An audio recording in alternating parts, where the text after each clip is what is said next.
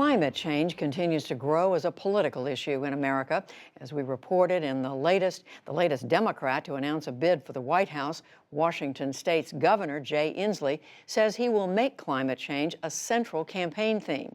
This comes after Democrats in Congress recently put forward their own aggressive plan. But William Brangham talks with the editor of an alarming new book, which argues that we are barely acknowledging the severity of this crisis.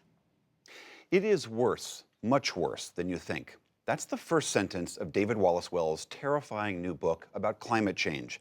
It's called The Uninhabitable Earth: Life After Warming. In it, Wallace Wells marshals the latest scientific research, which he argues points to one unimpeachable fact: that our use of fossil fuels, which has admittedly powered so much prosperity and growth across the world, is now the single greatest threat to our survival. One that he says, quote, has brought us to the brink of a never-ending climate catastrophe. David Wallace Wells is a fellow at the New America Foundation and a columnist and editor at New York Magazine. Welcome. Thank you. I have to admit, I have not been as alarmed by a book as I was by yours, and I feel like I know a lot of what you're reporting on. I should tell, we've also posted the first chapter of your book on our website. I would encourage people to read it to get a sense of the argument that you're making. But help us understand what you think people don't quite appreciate about the severity of this problem.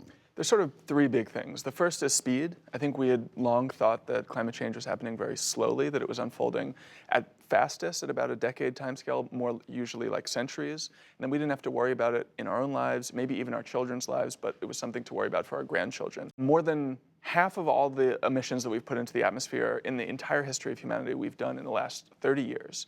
That means that we're doing this damage in real time and in the space of a generation. So the speed is really overwhelming.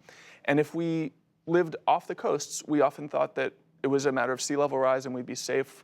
We could live inland, that would be okay. In fact, it's an all-encompassing threat. It's not compartmentalizable to the coast. It's much bigger than sea level rise. It impacts the economy, which could be 30% lower than it would be without climate change by the end of the century. It impacts public health, conflict. We could have twice as much war because of climate change at the end of the century.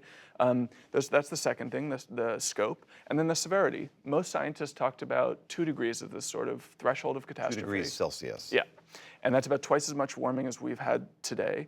They describe that threshold as the threshold of catastrophe. We're on track to get to about 4.3 degrees Celsius by the end of the century. And that whole range is really unconscionable in terms of how much climate suffering it would impose. And we've only just begun to see peaks of it with wildfire and extreme weather. I think in the coming decades, we're going to see much more of it. People hear 2 degrees, 3 degrees, 4 degrees, and those distinctions might seem trivial to people who are not immersed in this. 3 degrees warming, 4 degrees of warming is potentially calamitous. Yeah, at 4 degrees of warming, we would have the UN suggest as many as 1 billion climate refugees. That's as many people as live in North and South America combined. We would have $600 trillion of climate damages. That's double all the wealth that exists in the world today. Again, we would have twice as much war as we see today. And the impacts would be everywhere, not just on the sea level, not just on Arctic melt, not just on heat waves and droughts, but there would be no life on Earth that would be untouched by these forces. That's how all-encompassing the climate system is. The natural inclination of a lot of people when they hear you talk like this is to say, that's just hyperbole, that's not going to be so bad, we'll find some fix for it. I mean, it seems like you have to guard against apathy and nihilism and complacency. Your whole book seems to be arguing that none of this would be worth talking about if we didn't have some way to try to fix it. Yeah, that's exactly how I feel. And I think that when we consider all of the climate horrors that are possible, it's important to remember that those are a mark of just how much power we retain over the climate.